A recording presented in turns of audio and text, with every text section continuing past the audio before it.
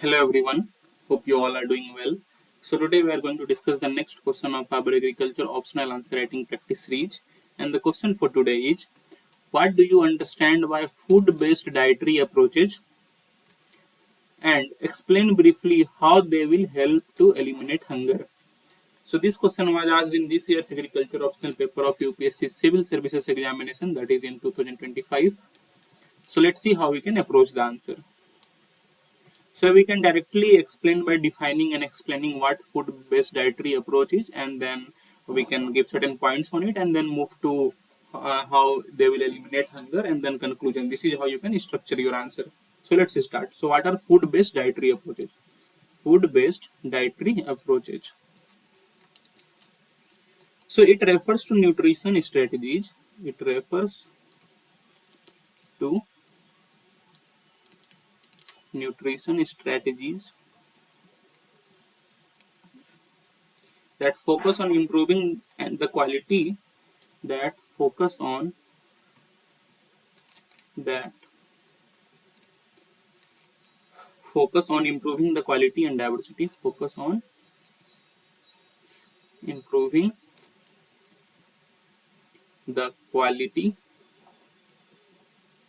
and diversity of diets through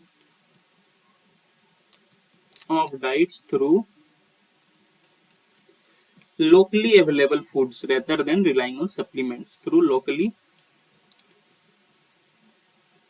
available foods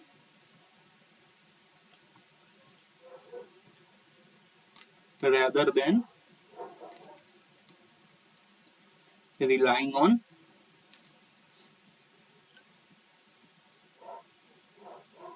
supplements. So what is food-based dietary approach? So it refers that we have to follow a nutrition strategy that improves the quality of our diet, that improves the quality of our food intake, but that not on relying on supplements or any kind of external things, but on depending on the locally available foods only. Okay. So this is what food-based dietary approaches, that is enhancing the nutritional diet through food-based approaches which are locally available. Okay, so this is how you can define food-based dietary approaches. Now there are key components of food-based dietary approaches. We will see them. Components of food-based dietary approaches. So what are the things which we need to do in this? First one is there should be diet diversification. Diet diversification should be there. We need to diversify towards nutritional diets. For example, we can incorporate millets in our diets, we can incorporate veggies in our diets, fruits in our diet, meat in our diet, egg in our diet, okay, milk in our diet. So all these things needs to be kind of added in our diet. So diet diversification is very important. Secondly, we need to promote locally available nutrient rich foods. Promotion of locally available nutrient rich foods. In every locality we have some nutrient rich foods which are locally available. For example, if we talk about India, we have millets in our history only. We are growing millets from centuries. Okay, so millets would be in our diet. For example, you have heard about drumstick. So it is kind of neglected vegetable. Very less amount of people even eat it, and that too only 1 or 2 days in a year, if you see. But this drumstick is one of very nutritious fruit and very nutritious vegetable. So we should focus on these things. Okay. So these are the kind of things we can do. We can promote locally available diets. We can also promote kitchen gardens where food can be produced in the kind of our home only. Okay, where we can kind of grow vegetables, fruits for self consumption, which could be very nutritious for us. Secondly, nutrition education is very important.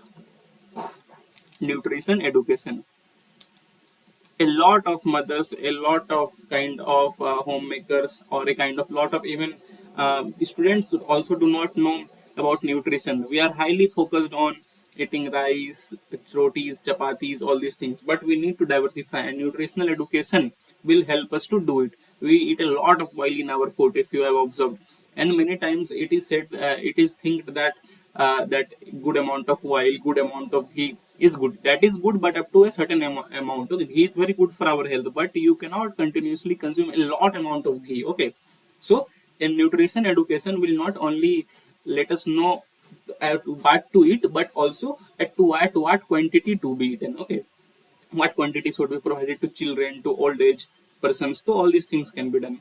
We also need to link agriculture and nutrition. Link agriculture and nutrition. We need nutritious food, but you see that our 40 to 50% of production is just rice and wheat. Okay, so we need to integrate nutritional objectives in agriculture so that we can diversify our agriculture also towards nutritional based diets. So these are the components of food-based dietary approach which you should write in your answers. So I hope you understand this, and if you write 5-6 points on it, that would be enough. Now let's move to the second part of the question. Now the second part of the question is asking us that how they will eliminate hunger. How this food-based dietary approaches will eliminate hunger. So we will see their role of food-based dietary approaches in eliminating hunger. Eliminating hunger. So first of all, we will get improved dietary quality if we apply food-based dietary approaches in our dietary patterns. We will get improved dietary quality, our body requirement of our body in terms of macronutrient or micronutrient will be fulfilled. We will get enough amount of vitamins, enough amount of proteins, enough amount of carbs, which should be well balanced. So this is one thing. Secondly, sustainability will be achieved. Sustainability in our food habits, sustainability in our production habits, all these things can be achieved. Okay, we can kind of promote local foods and become self-reliance on our eating patterns, which is healthy too. So that can also improve, enhance, a kind of eliminate hunger, because many times when there is no food there would be hunger, but if we focus on sustainable production of food, hunger would be eliminated in terms of keeping the quality also. Next, cost effectiveness.